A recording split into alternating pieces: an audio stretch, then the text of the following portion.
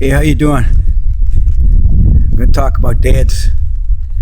Today's lengthy video is going to be about dads and my tribute to the men that raised me. It's got a little drizzle here, so I'm taking my walk, but it's good. You know why? Nobody's around. I don't have to get interfered with these electronic bikes and people and dogs and taking shits and all this other stuff. I'm all by myself on this walk. It's awesome. So I want to talk about Father's Day. I'm going to start out with my family, the men that brought me up. Number one, I'm not going to start with my father. I'm going to start with my grandfather, my paternal grandfather. Immigrant from Italy. Nothing. No English. No writing skills. Born in the late 1800s. Came to the United States in the early 1900s. And it's all in my book. I have a book, my memoir. It's called They Named You Right, by me, Rock LaManna. And it gives a story of my starting out with my grandparents. And my grandfather was a tough guy. Tough guy. Why? Because they had to.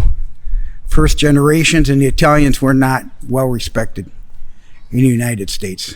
We all know that. Okay? And my mother, my maternal grandparents, were from Poland or Russia. Today's Russia or yesterday's Poland. Don't know. We don't have that history. However, I know the difference between my grandparents. You know why? Because my paternal grandparents brought my father Italian style, and my mother was brought up Polish style. Big difference. Big difference. And I'll tell you, I received the best of the best. Why? Because they had a work ethic. My parents were brought up in the late 20s, so during the Depression, during the Second World War, and this is why they call that generation the greatest generation. No shit, man. And I've had a lot of people that touch me from the greatest generation. But they're all gone now. Except one. My father. He's still standing. He's 100. Unbelievable. And he's still spry, still has his mental capacity, very sharp. And understand, I'm one of 11 children. My parents had 11 children. And people would say to me, as I got older, is that one woman? You're fucking right, it was one woman. My mother. So I'm telling you, man. So it started out with my grandparents on the paternal side, my grandfather, Vincenzo, we call him Grandpa. Grandpa was idolized by my father. Had no education, couldn't read, but he's from the Chicago area. Tough times, man. 40s and the 50s. Actually, the 30s from 40s. They moved to St. Paul, Minnesota in the late 40s. Why? It was rough. It was rough. And my grandfather eventually left Chicago to be closer to his brother and my father and his siblings, who were all married, I believe, late 40s, early 50s. And so I was born in 54, and I was the fifth of the 11. My dad's 28 years older than me, and he already had 5 kids, okay, and no job, okay? So everything was a gig. Everything was some type of gig. Gambling, craps, side jobs, bartending, everything. My mother, housewife. Back in those days, hey, there was no fucking around. There was no looking around for men and women and adultery and all that shit. No, it was hard work, man. And everybody stuck together, unified. Yes, it was tough. Yes, there was alcohol in the world. Yes, there was trouble in the world. But man, it's survival, man. It's survival. But the men still took care of the women, still took care of the kids. There was no discussion of divorce. What the fuck? No matter how tough it was. But here's what I got from my grandparents on my Italian side. Hard work. Be a businessman, Rock. Everything was hard work. And cheap labor, which was, you didn't get paid, you got food for a full day's work. Maybe room and board. Maybe. If you were lucky and old enough or had family and so on. You were pushed out of the home by 18. That was the goal in our family. Get out of the house by 18. Go do something. My mom's side, Polish immigrants. When you think of the Poles, what do you think of? I think hard work. I think of my mother being the youngest of 5. Let me see here. My dad was the second oldest of 5. It's all in my book. I'm not going to be scientific here. I'm just going to give you facts. But what I learned from my Papa Joe and my Busha is grandmother in Polish or Russian. We still don't know, but either way we call her Busha, because that's what my mother called her. Busha for us children. So what do we learn from my mother's side? My mother's side was unconditional love, hard work. My Busha, she worked till her early 70s. You know what she did? She was a movie theater cleanup person. Yeah, in her 70s, living alone. Because Papa died in 58 or 59. She was alone till 73. And my mother and my aunt, Della, my mother's name was Virginia. We'd call her Ma or Mom. I called her Ma. You know, we learned later in life how giving she was. And how everything was unconditional. And all 11 kids, yeah, we did wrong. But guess what? It all worked out. It all worked out to the point where my mother passed away at 94. But I guess she was the one that was loved. My dad, no problem. Just, you got to work, man. You got to work. Well, look at their foundations. Look at their foundations. Look at their background. Look what they saw when they were young. What did they see? Depression. No education. Italian language. Polish language. Second World War. The Korean War. Listen to this shit. Death. Gambling. Alcohol. Prohibition. So I can't blame my parents at all the way we were raised, because now I'm so proud I was raised in that generation, man. By that generation. I can't respect them more. And don't forget, divorce wasn't an issue at all. It was till death do you part. Exactly, till death. But I have to admit, our family, even though it's huge, I don't believe there's any murders in our family. You know what I mean? Sure, there's arguments, fights, all that shit. But guess what? I was not raised to be a thoroughbred. I was raised to be a workhorse. A fucking workhorse. And that's what out of the 8 boys, 3 girls, all 8 boys were workhorses. We all took a different lane. My sisters all took a different lane. Because girls were brought up different. They were different. Today you might call them entitled. Okay? Or a Karen. Thank God none of my sisters are named Karen. That's just my background with my grandparents. My grandfather passed away at 83 after playing pinochle, I believe, till 2, 3 in the morning. The next morning, he had passed away at the breakfast table in front of my grandmother. Massive heart attack, dead. No pain. How God is taking care of us, man. Okay? That was a blessing. My maternal, let's see here, Grandpa and Busha. Busha passed away in bed while her 2 daughters were watching All in the Family. The next morning they woke up, she was gone. How beautiful is that? My grandmother, she suffered, but she lived quite a few years after my grandfather left, and she really became independent because she could. But the Italian way was always a black dress. So once she started wearing colorful dresses and taking a short bus to getting her hair done, and she became very independent. So understand how my parents were raised. Think about that. So we're talking about foundations, okay? Hardworking people. And my parents, they idolized my grandparents. Idolized them. Honor your mother and your father. We're Catholic also, so Catholic, the faith had a lot to do with it. 10 Commandments had a lot to do with it. My mother told me and us for years that she wanted to be a nun till she met my father at 16, 17. Never finished high school.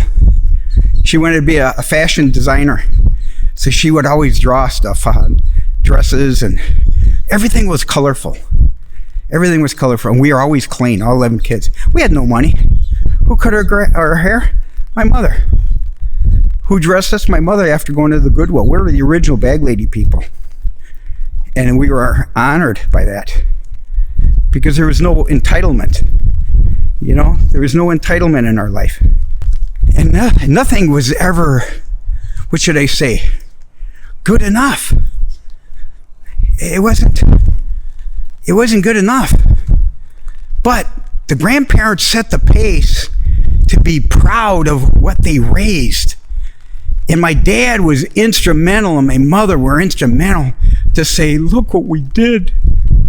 Look what we raised. And it's going to be better than us. It's going to be better than each generation. It's going to be better. So, okay. So Father's Day. I got to go back. So Father's Day is a big deal in our family. My dad is what we would call the king. He's the king. He always had a celebration. We still do. And it's very traditional. And we have over 120 or something descendants, my parents, in-laws, outlaws, everything, you know?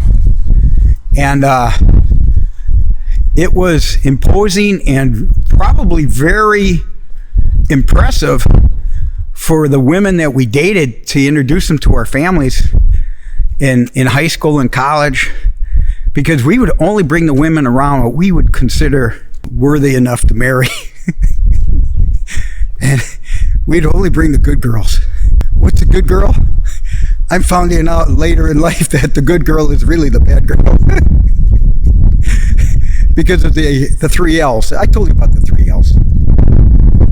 Lust, love, and then litigation. Oh, it's fucked up, man. So I'm already into this 15 minutes, so let's just go. I'll finish this one up in chapters, because this is the grandparents. This is the foundation of my parents, and then what our parents passed on to us. So it was special. It was a special time, man. I think of my grandparents all the time. And just so you're aware, my father was so proud of his family and our family that he set up a family plot. I think it's like close to 50 to 100 bodies. Guess what? It was because my grandfather at a funeral mentioned to my father that a friend of the neighborhood passed away, and said, you know, to my father, this is where I want to be laid out. My dad registered that in his brain. So now it's traditional when the family passes away, we use that funeral home. Then my grandfather said, I hope we could have a family plot, where we could all be buried as a family. So what does my dad do? He buys a plot to accommodate 50 to 100 bodies. It's unbelievable. And it was back in the 70s. So can you imagine?